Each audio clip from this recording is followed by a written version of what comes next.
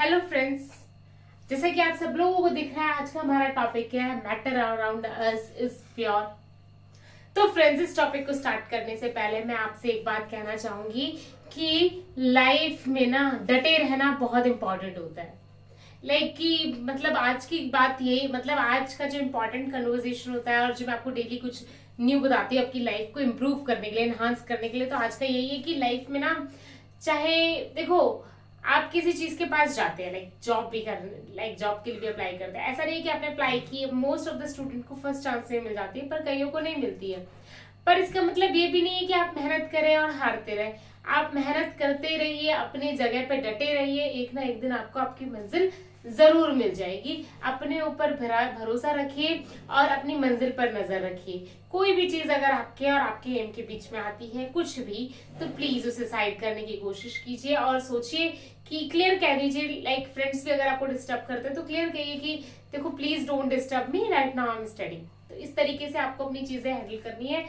Clear कहना सीखिए, क्योंकि मेरी भी यही प्रॉब्लम है कि मैं क्लियर नहीं कह पाती। अगर मुझे किसी के साथ नहीं जाना है तो मैं ये नहीं कह पाती, नहीं, मैं बोलती हूँ हाँ, फिर बाद में सोचती हूँ यार टाइम वेस्ट हो गया। तो दिस थिंग, तो मैंने जो गलती करी, मैं कभी नहीं चाहूंगी कि आप लोग भी वो चीज फॉलो करें। तो इसलिए प्लीज, अगर आपको लगता है कि कोई आपको डिस्ट्रैक्ट कर रहा है, कोई आपके एम के और आपके बीच में आ रहा है, मे बी आपकी फ्रेंड, फैमिली, कुछ भी, तो प्लीज उसको बोलिए कि प्लीज यार थोड़ा टाइम साइड रहो, अभी मैं थोड़ा अपने एम पे फोकस। तो प्लीज गाइस, इस चीज को अपनी लाइफ में हरदम पॉइंट आउट, नोटिस करके रखना। कुछ भी हो जाए पर ये चीज नहीं करनी है, ठीक है।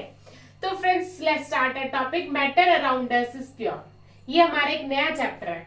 तो मैटर मैंने कल आपको बताया था कि मैटर क्या होता है। आज हम ये बात करेंगे कि जो मैटर हमारे आसपास है, जो भी मैटर हम देखते हैं, क्या वो प्योर है या नहीं है, इस चीज के बारे में डिस्कस करेंगे। तो अब मैटर तो मैंने आपको कल डेफिनेशन बता दी। अब मैटर के दो टाइप्स होते हैं, एक तो प्योर मैटर, एक मिक्सचर होता है, ठीक है। अब प्योर, प्योर मतलब कैसे, एकदम सिंपल प्योर। प्योर में दो चीज टाइप्स आ जाते हैं, एक तो एलिमेंट और एक कंपाउंड। तो एलिमेंट और कंपाउंड क्या होते हैं? अब देखो, जो भी मैटर है हमारे आसपास, कोई भी चीज जो ऑक्यूपाइज वॉल्यूम जिसके पास होता है, जिसका स्पेस होता है, दैट इज मैटर।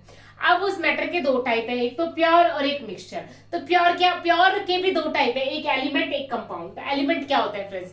जब आप पीरियोडिक टेबल आप सबने पढ़ी होगी अपनी क्लास में, नाइन्थ में, है ना, नाइन्थ में, टेंथ में आपने याद भी करी होगी पीरियोडिक टेबल। 9, 10, 11, 12 जिनके पास साइंस रही है उन्होंने 11, 12 में पढ़ा है, जिनके पास नहीं रही है उन्होंने भी अपनी 9, 10 में पीरियोडिक टेबल जरूर पढ़ी होगी।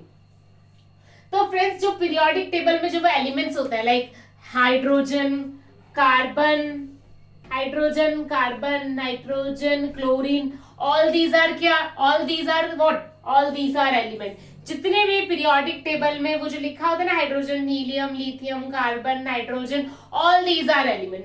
अब कंपाउंड, तो फिर मैम अगर वो एलिमेंट है तो कंपाउंड क्या होता है? फॉर एग्जाम्पल, जैसे कि आप सब लोग जानते हैं वाटर का फॉर्मूला क्या होता है, H2O। तो H2O क्या है? कंपाउंड। तो मिक्सचर क्या होगा? प्योर। अगर मैम H2O कंपाउंड है तो आप मिक्सचर किसे कहोगी? मिक्सचर, जैसे मैंने H2O, मान लो H2O पानी है, ठीक है, Fe2O3, that all these are compound, ठीक है। अब अगर उसी पानी में मैं मिट्टी मिला दूं तो वो क्या बन जाएगा? मिक्सचर बन जाएगा। समझ रहे हो?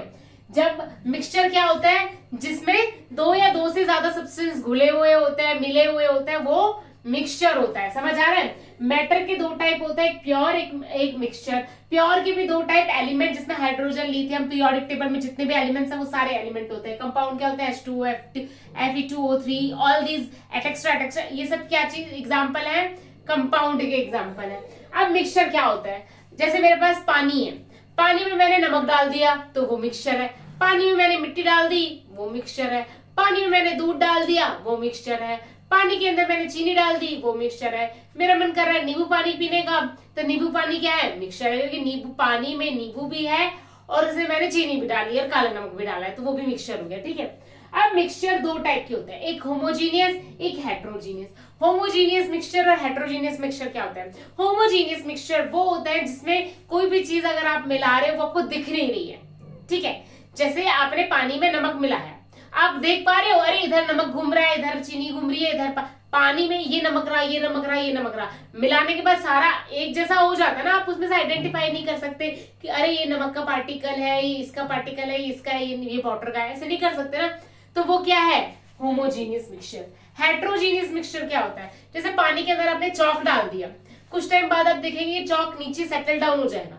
पानी के अंदर आपने मिट्टी डाल दी, आप थोड़े टाइम बाद देखेंगे मिट्टी सेटल डाउन हो जाएगी, तो वो क्या हो जाएगा, हेट्रोजीनियस मिक्सचर, जिसमें आप क्या करते हैं, आप नेक्ड आई से पार्टिकल्स देख सकते हैं, जिसमें कोई चीज मिली हुई होती है और आप देख भी पा रहे हो कि यार इसमें ये चीज मिली हुई है, that is heterogeneous mixture. Homogeneous जिसमें आप देख नहीं पाते हो, जैसे फॉर एग्जांपल पानी में नमक, पानी में चीनी, पानी में नींबू, all these are homogeneous mixture. Okay friends, are you getting this point?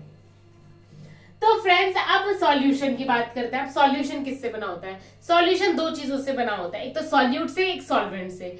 Solute plus solvent is equal to solution. तो सॉल्यूट क्या होता है और सॉल्वेंट क्या होता है? सॉल्यूट होता है जैसे फॉर एग्जांपल मेरे पास पानी है, पानी में मैंने नमक डाला, तो जो मैंने कम क्वांटिटी में नमक डाला है दैट इज सॉल्यूट, और पानी जो मेरे पास ज्यादा क्वांटिटी थी जिसमें मैंने सॉल्यूट को डाला है दैट इज सॉल्वेंट। मतलब सॉल्यूट वो चीज होती है जिसको हम मिलाते हैं, सॉल्वेंट होता है वो चीज जिसमें हम मिलाते हैं। Are you getting the point? Like solute होता है कि वो जो अमाउंट, जैसे नमक है, चीनी है, इंक है, कुछ भी है, XYZ, जो भी चीज मैं किसी दूसरी चीज में मिला रही हूं that is solute. Generally solute come amount में होता है। सॉल्वेंट क्या होता है? सॉल्वेंट होता है जिसके अंदर हम सॉल्यूट को मिलाते हैं, मतलब किसी चीज में कुछ मिला रहे हैं जिसका अमाउंट ज्यादा है, जिसमें कोई चीज हम डाल रहे हैं, दैट इज सॉल्वेंट। वो पानी भी हो सकता है, किसी में कोई केमिकल भी हो सकता है, किसी में कुछ होता है, किसी में कुछ होता है, और सॉल्यूट प्लस सॉल्वेंट को मिलकर क्या होता है? सॉल्यूशन। अब ये सॉल्यूशन के भी तीन टाइम है, क्या है? Saturated, unsaturated, super saturated. Saturated solution क्या होता है? अब मैं आपको एक एग्जांपल देके समझाती हूँ। फॉर एग्जांपल आपके पास पानी है, पानी में आप चीनी मिलाने लगे, आप मिलाते रहे मिलाते रहे मिलाते रहे मिलाते रहे, ठीक है, एक पॉइंट ऐसा आएगा जिसके बाद चीनी पानी में घुलेगी ही नहीं, मतलब आप और चाहे कितनी भी चीनी डाल दे पर वो उस पानी में घुलेगी नहीं। तो वो जो पॉइंट होता है, वो जो स्टेज होती है जहां पे आके चीनी उस पानी में और नहीं घुलती, चाहे आप उसको कितना भी खोलते रहे, दैट इज सैचुरेटेड सॉल्यूशन। मतलब मैक्सिमम अमाउंट में हमने उसमें ऑलरेडी सॉल्यूट मिला दिया, अब उससे ज्यादा सॉल्यूट उसमें मिलना पॉसिबल नहीं है, तो उस टाइप के सॉल्यूशन को हम सैचुरेटेड सॉल्यूशन बोलेंगे, जिसमें सॉल्यूट का अमाउंट ऑलरेडी बहुत हो चुका है, जिससे आगे अब वो घुलेगा नहीं, ठीक है। अनसैचुरेटेड क्या होता है? जैसे कि मैंने नींबू पानी है, अब नींबू पानी में मैं लिमिटेड चीनी डालती हूँ, उसके बाद में भी चीनी घुल सकती है, पर मेरे को इतना टेस्ट जितना मेरे को, और या फिर आपको जितना चीनी पसंद है आप उतना ही तो डालेंगे, तो वो क्या होता है? वो अनसैचुरेटेड होता है, जिसमें और सॉल्यूट आप घोल सकते हैं पर आप घोल नहीं रहे हो, that is unsaturated solution. Super saturated क्या होता है? फॉर एग्जाम्पल गुलाब जामुन आपको कैसे लगते हैं गाइस? मेरे तो फेवरेट है। तो जब आप गुलाब जामुन की चाशनी जो होती है उसको बनाने के लिए हम क्या करते हैं? चीनी लेते हैं, उसे बहुत सारी चीनी डालते हैं और उसको गर्म करते हैं। तो गर्म करने से क्या होता है कि जब हम गर्म करते हैं उस पानी को चीनी डाल के उसको, तो क्या होता है कि हम बहुत सारी चीनी डालते हैं और चीनी उसमें और घुलने लग जाती है, ठीक है। और वो जब तक आप गर्म करते हैं तब तक तो घुलती है, फिर ठंडे होने के बाद में भी वो चीनी कई बार बाहर भी आ जाती है, कई बार उसके मतलब पार्टिकल्स बाहर आ जाते हैं, कई बार वो टाइट हो जाता है, तो वो क्या होता है? Super saturation. मतलब आप सैचुरेटेड पॉइंट बढ़ा रहे हो, जो चीनी आप उसमें जितना घोल सकते हैं, जितना सॉल्यूट आप उसमें घोल सकते थे, उससे ज्यादा घोलने के लिए आप उसको गर्म कर रहे हो और उसके बाद में उसमें वो चीज घोल रहे हो, that is super saturated solution, ठीक है friends. Saturated, unsaturated, super saturated आपको समझ आ गया होगा मेरे ख्याल से। अब मैं आपसे एक बात पूछती हूँ कि आपके पास ये पानी है, आपको दिख रहा है? सॉरी, ये वाला मार्कर देखती हूँ, हाँ ये पानी है, इसको बंद कर देती हूँ गाइस। ये पानी है, इससे पानी के पार्टिकल्स है, ठीक है, ऐसे पार्टिकल्स। अब इसमें जब मैं सॉल्वेंट डालूंगी, सॉरी ये पानी है, सॉल्वेंट है, अब इसमें जब मैं सॉल्यूट डालूंगी, समझ लो इसका लेवल यहां था, तो आप लोग ये बताइए क्या इसमें चीनी डालने के बाद इसका लेवल बढ़ेगा? न्यू टेल मी, क्या इसका लेवल बढ़ जाएगा? द आंसर इज कि नहीं बढ़ेगा। क्यों नहीं बढ़ेगा? क्योंकि आपको ये मॉलिक्यूल्स के बीच में जो ये दिख रही है जगह, कंपाउंड्स, वाटर के कंपाउंड्स के बीच में जो ये स्पेस दिख रही है, इसमें चीनी के पार्टिकल्स चले जाएंगे, समझ रहे आप? जो वो स्पेस बीच की दिख रही है वहां चले जाएंगे, वो यहां से इसका लेवल नहीं बढ़ाएंगे, बल्कि यहां पे जाके स्पेस ऑक्यूपाई कर लेंगे, जिसकी वजह से इसका लेवल नहीं बढ़ेगा। Getting it? तो friends now wait for the next slide.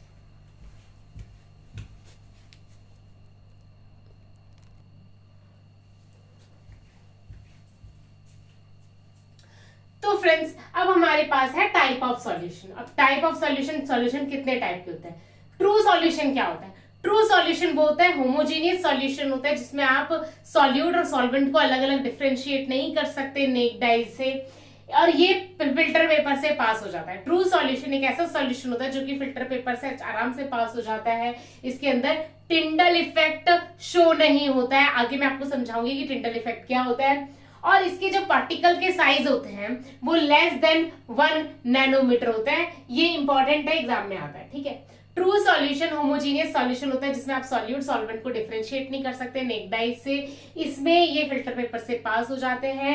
Tyndall effect इसमें नहीं शो होता है। इसमें सॉल्यूट के पार्टिकल्स लेस देन 1 सॉल्यूशन के पार्टिकल लेस देन 1 नैनोमीटर होता है, ठीक है। कोलाइडल सॉल्यूशन एक हेट्रोजीनियस मिक्सचर होता है। इसमें आप पार्टिकल्स को नेक डाइज से डिफरेंशिएट नहीं कर सकते हैं, बट माइक्रोस्कोप से आप डिफरेंशिएट कर सकते हैं। उसके अलावा इसके कुछ एग्जांपल है, जैसे कि आपका दूध है। दूध के में आप चीजें नहीं देखते, आपको पूरा दूध व्हाइट दिखेगा। एयर है, that is also example of colloidal solution. Starch solution होता है, that is also an example of colloidal solution. अब कोलाइडल सॉल्यूशन में टिंडल इफेक्ट शो होता है। इसके पार्टिकल्स का साइज होता है 1 नैनोमीटर से 100 नैनोमीटर तक। समझ रहे हो? इसको आप फिल्टर पेपर से तो पास कर सकते हो, पर इसको फिल्टर करने के लिए आपको टेक्निक्स यूज पड़ती है, ठीक है। कोलाइडल सॉल्यूशन एक हेट्रोजीनियस सॉल्यूशन होता है जिसमें आप सॉल्यूट सॉल्वेंट के पार्टिकल्स को नेक डाई से तो नहीं देख सकते, पर माइक्रोस्कोप लेंस से देख सकते हैं। उसके अलावा इसके एग्जांपल है मिल्क, एयर, स्टार सस्पेंशन, ये सारे कोलाइडल सॉल्यूशन के एग्जांपल्स होते हैं। कोलाइडल सॉल्यूशन के पार्टिकल्स बीच के होते हैं, ना तो ट्रू सॉल्यूशन जितने छोटे होते हैं, ना ये सस्पेंशन जितने बड़े बड़े होते हैं। बीच के पार्टिकल होते हैं 1 से लेकर 100 नैनोमीटर तक, ठीक है। इसमें टिंडल इफेक्ट शो होता है, keep it in mind. Suspension क्या होता है? हेट्रोजीनियस होता है, हेट्रोजीनियस मिक्सचर होता है। इसका एग्जांपल होता है dust plus water, all these are suspension. इसमें टिंडल इफेक्ट दिखेगा या नहीं दिखेगा ये डिपेंड करता है। इसमें जो पार्टिकल का साइज होता है वो ग्रेटर देन 100 नैनोमीटर होता है इसमें पार्टिकल का साइज, ओके।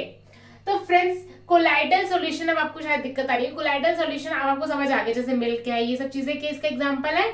एयर जो है हमारे एटमॉस्फेयर में वो भी कोलाइडल सॉल्यूशन का एग्जांपल है। अब आप लोग सोच रहे होंगे मैम आप टिंडल इफेक्ट कर रहे हो, व्हाट इज टिंडल इफेक्ट? अब मैं आपको टिंडल इफेक्ट एक एग्जांपल के थ्रू समझाती हूँ। फॉर एग्जांपल आपके पास एक टॉर्च है, ठीक है। टॉर्च के आगे 3 बोतलें रखी हुई हैं, एक में ट्रू सॉल्यूशन है, तो आपको वो जो टॉर्च की जो लाइट है ना उसका पैसेज नहीं दिखेगा, आपको नहीं पता चलेगा वो लाइट कहां से जा रही है उसमें, मतलब एज इट इज वो आपको ट्रांसपेरेंट ही दिखेगा वो ट्रू सॉल्यूशन, ठीक है। इसके में कोलाइडल सॉल्यूशन है, जब कोलाइडल सॉल्यूशन के ऊपर टॉर्च की लाइट मारेंगे तो आपको टॉर्च की लाइट का पाथ विजिबल होगा, ठीक है। आप उसको देख सकते हो कि मतलब लाइट यहां से जा रही है। एयर में भी आप कभी, मेरी स्कूल की बसें मैं वो काफी देखती थी कि जब हमारी बस जाती थी, हमारे क्या होते थे, ट्रक जाते थे हमारे स्कूल में, ट्रक बस। तो उसमें क्या होता था कि जैसे एक बस होती है जिसमें विंडो सीट होती है, और आर्मी स्कूल के आपने ट्रक, केवी स्कूल के ट्रक्स देखे होंगे, उस टाइप के ट्रक्स थे।